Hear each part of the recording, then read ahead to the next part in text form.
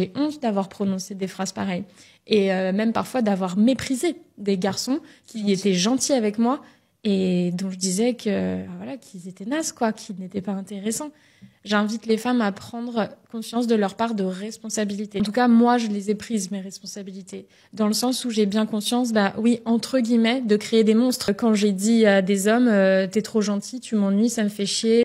Et donc, quand une femme se rend compte qu'un homme acceptera son pire comportement sans réagir, le subconscient de cette femme ne le verra pas comme quelqu'un de gentil, non. Elle le verra comme quelqu'un de doux qui se rapproche de la faiblesse. Et dans le monde de la survie émotionnelle, les hommes doux sont dévorés. Les femmes ne transforment pas des hommes patients en hommes colériques ou alors amers du jour au lendemain. C'est un schéma lent qu'elles-mêmes parfois ne constatent pas, noyé dans des milliers de micro-manipulations.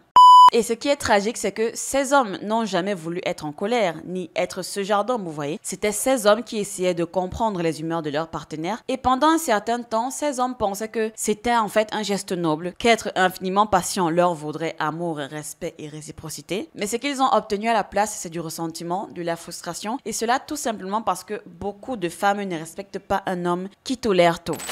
Est-ce que pour toi c'est vrai? Est-ce qu'on n'aime pas les gentils garçons quand on est une femme? Moi, pendant très longtemps, j'ai dit que je n'aimais pas les gentils. J'ai dit plein de fois à des copines en débrief post-date, oh non, non, il est trop gentil. J'ai honte d'avoir prononcé des phrases pareilles. Et même parfois d'avoir méprisé des garçons qui étaient gentils avec moi et dont je disais que voilà, qu'ils étaient nazes, quoi, qu'ils n'étaient pas intéressants. J'ai honte de ce comportement, mais bon, ça m'a permis d'apprendre. T'es pas la seule, surtout, parce que c'est quelque chose qui est quand même très répandu. Moi, je le voyais surtout quand j'étais vraiment jeune fille, lycée, voilà, après lycée, où toutes les filles sortaient cette phrase-là de il est trop gentil, on n'aime pas les gentils garçons, un chemin vers la violence conjugale, faut quand même qu'ils sachent me remettre en place. On est victime du patriarcat, des rôles genrés, etc. Nous restons, en tant que femmes, des victimes de tout ça. Mais moi, en revanche, et ça se perçoit quand même assez souvent dans mon travail, a fortiori dans ce livre, j'invite les femmes à prendre conscience de leur part de responsabilité, ce qui n'empêche pas d'être victime. En tout cas, moi, je les ai prises, mes responsabilités. Dans le sens où j'ai bien conscience, oui, entre guillemets, de créer des monstres. Quand j'ai dit à des hommes, t'es trop gentil, tu m'ennuies, ça me fait chier, moi j'ai besoin qu'on soit un peu connard, ouais. Imaginez-vous, en fait, quand on dit ça à des garçons, surtout à l'adolescence, à des jeunes adultes. Le problème, ce qui est super dangereux quand une fille prononce ce genre de phrase, c'est que ça va tout droit nourrir le discours qu'on trouve aujourd'hui chez les masculinistes. Les masculinistes font des vidéos entières où ils expliquent aux hommes que la gentillesse, ça n'est pas attirant. Preuve en est. Regardez, vos partenaires, elles vous l'ont dit, elles vous l'ont reproché. Donc, il faut que vous soyez des connards, il faut que vous les maltraitiez. Donc, en fait, il faudrait peut-être qu'on arrête de mettre de l'eau au moulin qui nous empoisonne, quoi. J'ai vraiment apprécié la partie où elle a dit qu'elle est consciente, en fait, que ce choix de jeunesse a créé des monstres chez les hommes. Ça tombe bien, on va parler de ce changement, de cette transformation, pour être honnête. Ça faisait un moment que je voulais faire cette vidéo parce qu'il y a une connaissance à moi qui est juste l'incarnation la plus proche que je connaisse en tout cas du phénomène que je m'apprête à décrire dans cette vidéo. Pour avoir vu de près cet homme se battre, lutter, courber l'échine et se faire maltraiter par sa partenaire, je pense qu'à bien des égards c'était difficile à regarder. Mais lorsqu'il a enfin réalisé qu'il n'était pas à sa place, qu'on ne lui rendait en rien ce qu'il donnait et pire même on lui faisait croire que ce n'était pas assez, peu importe à quel point il rassurait, il protégeait, il flattait, il couvrait de cadeaux. Son cas lui, tel que je l'ai vu et observé, était certes très extrême en termes de situations relationnelles problématiques, mais il y a cependant un certain nombre d'hommes qui vivent ce genre de situation à une échelle plus ou moins certes réduite, mais en général, il n'en faut pas beaucoup pour transformer un homme. Il n'en faut pas beaucoup pour créer un monstre, comme on dit souvent. Il n'en faut pas beaucoup pour transformer un homme bon, gentil, patient, en une coquille vide, froide et désintéressée. Dans cette vidéo, on va parler de ce changement radical parfois dans la vie de certains hommes, et cela à cause des partenaires problématiques qu'ils ont eu. Je sais pour avoir déjà eu à parler à quelques-uns d'entre vous que ce changement fait peur et parfois arrive du jour au lendemain, mais en réalité ce n'est pas le cas. La situation s'est lentement construite avant que vous ne vous en rendiez compte. Alors j'espère que vous êtes bien installés et que vous avez pensé à faire les gestes qui sauvent. On va commencer. Il y a un point de rupture chez chaque homme. Même l'homme le plus patient, le plus doux, le plus compréhensif a une limite. Et souvent, les femmes, sans s'en rendre compte, testent cette ligne, cette limite, jusqu'à ce qu'elle se brise. Non pas parce qu'elles veulent consciemment créer de la colère en vous, mais parce qu'elles veulent inconsciemment ressentir vos limites. Un homme patient ne cesse pas de l'être du jour au lendemain. Il commence d'abord par essayer, par négocier, par tolérer. Il commence par croire que l'amour est une question de tolérance, de flexibilité, de donner le bénéfice du doute. Il écoute, il explique, il pardonne. Il donne même une seconde chance, une troisième, une quatrième. Et lentement, si lentement qu'il ne remarque même pas ce qui se passe, sa gentillesse est prise pour de la faiblesse et son silence est traité comme une permission. Il regarde un petit peu le manque de respect s'infiltrer comme une lente fuite d'eau sous la porte. Le sarcasme, l'agressivité passive, la prétention de certaines femmes qui se croient tout permises, le retrait de l'affection, les tests constants, et parce qu'il est patient, il endure jusqu'au jour où il ne peut plus. Les femmes ne transforment pas des hommes patients en hommes colériques ou alors amers du jour au lendemain. C'est un schéma lent qu'elles-mêmes parfois ne constatent pas, noyé dans des milliers de micro-manipulations. Ces 1000 moments où l'homme a dû ravaler sa vérité juste pour garder la paix. Et qu'obtient-il en échange de son calme? Eh bien, encore du chaos. Parce que pour une femme accro à la stimulation émotionnelle, un homme calme semble ennuyeux. Alors, elle le provoque, elle le pousse, lui lance des pics, non pas par méchanceté, mais parce qu'elle veut ressentir quelque chose. Et l'homme patient, voulant croire que ses efforts, s'il accepte ça, seront récompensés par un amour inconditionnel de sa partenaire, continue d'essayer de la satisfaire. Mais à chaque fois qu'il le fait, il perd un morceau de lui-même. Et puis finalement, il devient ce qu'elle prétend détester, un homme en colère et émotionnellement instable. Mais la vérité est qu'elle n'a pas seulement fait ressortir le pire en lui, elle l'a conditionné à reprimer ses instincts si longtemps que la seule solution était l'irruption, communément appelée le pétage de plomb. Et ce qui est tragique, c'est que ces hommes n'ont jamais voulu être en colère, ni être ce genre d'homme, vous voyez. C'était des hommes qui tenaient les portes ouvertes pour que ces dames entrent, qui écoutaient sans interrompre, qui donnaient sans rien demander en retour. C'était ces hommes qui essayaient de comprendre les humeurs de leurs partenaires, qui toléraient la froideur, qui s'expliquaient 10 fois pour éviter les conflits. Et pendant un certain temps, ces hommes pensaient que c'était en fait un geste noble, qu'être infiniment patient leur vaudrait amour, respect et réciprocité. Mais ce qu'ils ont obtenu à la place, c'est du ressentiment, de la frustration, et cela tout simplement parce que beaucoup de femmes ne respectent pas un homme qui tolère tout. Les femmes admirent un homme capable de fixer des limites et de les faire respecter. Elles sont plutôt nombreuses et qui volontairement se comportent mal envers vous, ou un peu mal, ça dépend, juste pour que vous ayez cette opportunité en fait de la recadrer, parce qu'elle sait, ou du moins même si elle ne s'en doute pas, inconsciemment elle le ressent, que si vous ne la recadrez pas à ce moment T où elle pose cet acte X qui techniquement n'est pas quelque chose de bien, alors non seulement elle va vous catégoriser, elle va en profiter, elle va en abuser et ça va vous transformer. Petite note, quand je dis recadrer ici, je ne parle bien sûr pas de violence, que ce soit physique ou verbale. Vous êtes des hommes intelligents. J'ose croire que vous savez comment imposer le respect sans être violent. Et quand je le dis comme ça me fait penser à un couple qui était assez proche de moi, qui en surface ressemblait au couple idéal, vraiment à toutes les échelles, tout allait bien, à la surface en tout cas, tout semblait parfait. Mais une fois que tout a explosé et qu'on a appris ce qui se passait réellement, c'était juste catastrophique. Cet homme passait son temps à apaiser les fausses tensions que cette femme créait dans sa vie. Vraiment, quand je dis fausse, c'est vraiment fausse, mais à des échelles. Waouh! Toute occasion était une opportunité pour elle pour mal se comporter, que ce soit en privé ou alors en public devant des gens. C'est-à-dire, exemple random, ils sont là devant un film à regarder la télé et il y a une scène nue, ou du moins une scène de nudité où on voit la poitrine d'une femme. Le problème se crée et elle l'oriente vers son homme. Comme si, je ne sais pas, c'était lui qui avait décidé que dans le scénario du film, il y aurait une partie où il allait voir les seins nus d'une femme qu'il ne connaissait pas, à la télé je précise, et c'est devenu toute une histoire en fait. Quelles étaient les probabilités? Comment aurait-il pu prévoir ça, prédire ça? Et maintenant, parce que voilà, madame était fâchée à cause de la scène à la télé, il a dû la calmer, la rassurer et bien sûr, il a zappé la chaîne en question. Ça n'avait juste pas de sens. Comment calmer la jalousie de ce genre de femme? Je vous le dis tout de suite, c'est impossible, à moins qu'elle ne s'asseye elle-même et qu'elle travaille dessus. Et donc, quand une femme se rend compte qu'un homme acceptera son pire comportement sans réagir, le subconscient de cette femme ne le verra pas comme quelqu'un de gentil, non. Elle le verra comme quelqu'un de doux qui se rapproche de la faiblesse. Et dans le monde de la survie émotionnelle, les hommes doux sont dévorés. Cela commence toujours subtilement. Elle passe une mauvaise journée, alors elle s'en prend à lui. Il ne dit rien.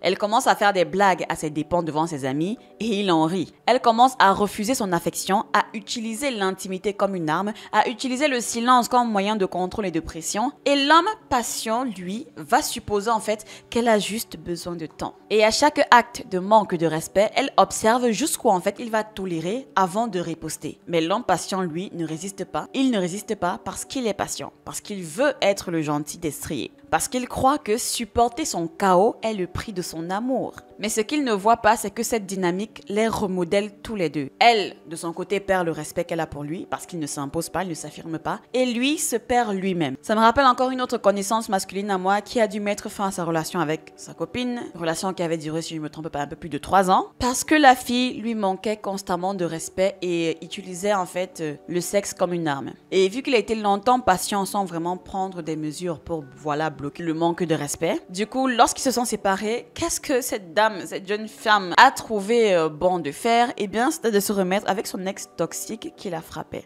Et oui. Vu son mauvais comportement dans sa psyché, elle s'est dit que j'ai besoin en fait d'un homme qui me recadre bien comme il faut là où il faut. Lorsque je suis insolente, bien sûr. Ok, elle vraiment dans son cas, ça se voit que c'était une maladie mentale vraiment. Le fait de vouloir constamment qu'un homme la recadre violemment, c'est sûr qu'elle n'était pas bien dans sa tête. Sauf que bon, en général, lorsqu'une femme pose un acte irrespectueux envers l'homme avec qui elle est, qu'elle en a conscience ou pas sur le moment où elle pose l'acte, je veux dire, si elle constate que vous ne faites rien par rapport à ça, eh bien c'est tout simplement la vapeur qui va se renverser. Elle va voir cet homme, son homme, comme un paillasson, et lui, il va commencer à se voir comme invisible, jusqu'à ce que finalement quelque chose en lui devienne froid et silencieux. L'étincelle s'est éteinte, l'amour s'est transformé en ressentiment. Il y a une raison pour laquelle les femmes disent souvent que après une rupture, son ex a changé, mais il n'a pas changé, il a évolué, il s'est adapté à l'environnement qu'elle a créé. Il est devenu émotionnellement sur la défensive parce que l'ouverture émotionnelle a été utilisée contre lui. Il est devenu direct parce que ses paroles douces ont été ignorées. Il a arrêté de donner parce que sa générosité est devenue gratuite et attendue en plus. L'homme patient ne se met pas en colère ou alors ne se transforme pas en homme colérique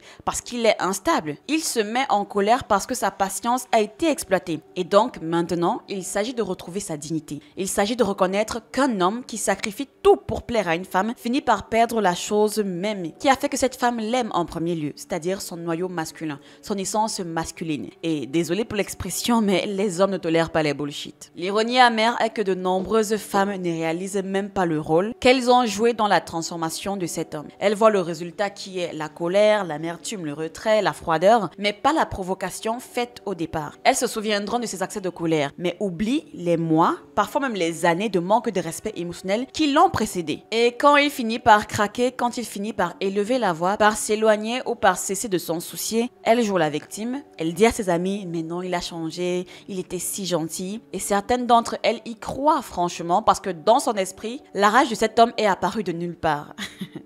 Waouh! Mais la vérité est qu'elle n'a jamais prêté attention aux guerres silencieuses qu'il menait dans les coulisses. Elle n'a jamais vu les nuits où il restait éveillé à se demander en fait ce qu'il avait fait de mal. Elle n'a jamais vraiment entendu les souhaits qu'il murmurait en espérant que les choses s'amélioreraient. Elle ne voit que le moment où il a arrêté d'essayer et décrit en fait ce moment comme une trahison sans jamais réaliser que c'était sa propre trahison qui l'avait créée. Ce qui rend un homme calme un homme amer, ce n'est pas seulement le manque de respect, c'est le manque d'appréciation. C'est le fait que peu importe les efforts qu'il a déployés, ce n'était jamais suffisant. Il a planifié les dates, il a payé les factures, il se souvenait même des anniversaires. Il la tenait dans ses bras lorsqu'elle pleurait, il l'encourageait lorsqu'elle doutait d'elle-même. Et au lieu de gratitude, il a reçu des critiques. Au lieu de l'admiration, il a reçu de l'indifférence. Plus il donnait, plus elle prenait et moins elle voyait. Et ainsi, il apprend que la gentillesse est invisible à moins qu'elle ne soit enveloppée de domination. Comme quoi, l'expression avait raison. Une main de fer dans un gant de velours, c'est très important. Elle ne se souviendra pas de sa patience, elle ne respectera pas sa cohérence. Mais au moment où elle se retire, au moment où il dit non, au moment où il cesse de satisfaire tous ses caprices émotionnels, c'est là qu'elle le remarque. Et c'est cette prise de conscience qui alimente en fait le passage de l'amour au ressentiment. Parce qu'il a tout donné et ce n'était toujours pas suffisant. Non pas parce qu'il lui manquait quelque chose, mais parce qu'elle n'a jamais su valoriser ce qu'elle avait à travers lui. Le coup psychologique que cela représente pour un homme est énorme. Il commence à douter de lui-même, il se demande s'il est trop sensible, trop doux, trop faible. Il repasse les disputes dans sa tête, essayant en fait de comprendre comment tout ça s'est effondré. Il commence à croire que peut-être, c'est lui le problème, que s'il essayait un petit peu plus, s'il aimait un petit peu plus profondément, s'il tolérait un petit peu plus, peut-être que les choses reviendraient comme avant. Mais ce qu'il ne voit pas, c'est que le problème n'a jamais été sa façon d'aimer, c'était celui de celle qu'il aimait. Une femme qui n'apprécie pas la paix aura toujours envie de chaos. Et lorsque le chaos devient la norme, le calme semble déplacé. C'est ainsi que les femmes entraînent les hommes à perdre patience. Elles transforment la gentillesse en bruit de fond et la cohérence en monotonie. Beaucoup de femmes en fait ne savent pas que les relations les plus longues, les plus prospères, les mieux bâties, celles qui ont plus de potentiel de durer indéfiniment, sont les relations les plus calmes où ennuyeuse comme elles aiment souvent le dire. Et quand l'homme parvient enfin à survivre, on l'accuse d'être devenu froid. Sauf que ce n'est pas le cas, il est juste fatigué de s'égosiller pour quelqu'un qui n'a jamais apporté ne serait-ce qu'un mouchoir ou une boisson rafraîchissante pour l'aider dans sa quête. L'un des jeux les plus dangereux auxquels jouent les femmes est de pousser un homme jusqu'à ses limites émotionnelles juste pour voir s'il craque. Elles testeront son sang-froid, non pas pour en tirer des leçons, mais pour le remettre en question. Elles diront des choses juste pour le piquer, elles ignoreront ses efforts, juste pour observer la réaction derrière. Elles flirteront par manque de respect, non pas parce qu'elles veulent un autre homme, mais parce qu'elles veulent ressentir du pouvoir sur celui qu'elles ont. Elles veulent voir si vous êtes jaloux, si vous allez vous imposer et comment vous allez vous imposer. Sauf que l'homme patient considère une relation sérieuse comme quelque chose de sacré et ne saura pas toujours comment gérer ce genre de provocation. Au début, il essaiera de communiquer, puis il essaiera d'expliquer, puis il va plaider et quand rien de tout cela ne fonctionne, quand sa monnaie émotionnelle est complètement dévaluée, il va s'arrêter. Et soudain, elle va commencer à se plaindre qu'il n'est plus le même, mais elle ne va pas réaliser en fait qu'il est toujours le même homme. Il a simplement abandonné l'idée d'être considéré en retour. Le retrait d'un homme survient parce qu'il a été émotionnellement puni pour avoir créé ce degré de proximité. Ils deviennent distants après avoir appris que la vulnérabilité est utilisée contre eux, après avoir appris que l'affection n'est pas réciproque mais attendue d'un seul côté. En théorie, certaines femmes font l'éloge de la patience, mais en pratique, beaucoup sont attirés par la tension, par l'imprévisibilité, par les montagnes russes émotionnelles qui leur font ressentir quelque chose, n'importe quoi. Et donc, quand il ne le fait pas, quand il ne réagit pas, quand il reste calme, elle s'ennuie jusqu'au jour où elle finit par poser le geste de trop. Parce que lorsque vous êtes patient, messieurs, avec quelqu'un qui est émotionnellement imprudent, tout ce que vous faites, c'est lui donner la permission de continuer à vous blesser. Vous devenez l'éponge de leur traumatisme, de leurs insécurités et de leur autodestruction. Et dans son esprit, votre capacité à tolérer cette tempête devient votre identité. Elle commence à l'attendre, à l'exiger, à l'attester, et ce qui commence comme de l'amour se transforme en performance. Et lorsqu'il réagira, elle dira au monde qu'il est devenu la tempête. Oui, ça s'appelle de la manipulation. Et c'est pourquoi les hommes patients deviennent des hommes froids. Ils se rendent compte un petit peu trop tard que la gentillesse est bien plus punie qu'elle n'est récompensée. C'est la tragédie que la plupart des femmes ne voient jamais. Les hommes élevés avec intégrité, loyauté et force tranquille se retrouvent souvent pris au dépourvu dans ce genre de relation. On leur a appris à être des protecteurs, des pourvoyeurs, à être des auditeurs patients. On leur a appris que l'amour signifie sacrifice, mais personne en fait ne les a préparés au paysage moderne, je précise moderne, de la manipulation émotionnelle. On a longtemps dit aux hommes ce qu'ils doivent faire pour bien traiter une femme. Il faudrait donc qu'on commence à dire aux femmes ce qu'il faudrait faire pour bien traiter un homme.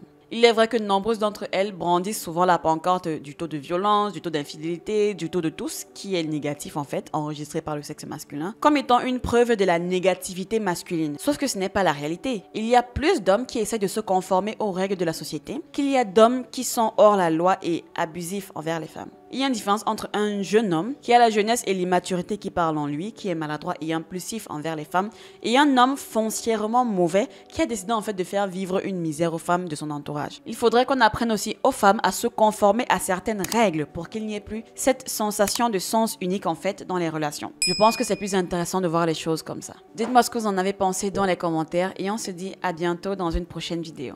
Ciao!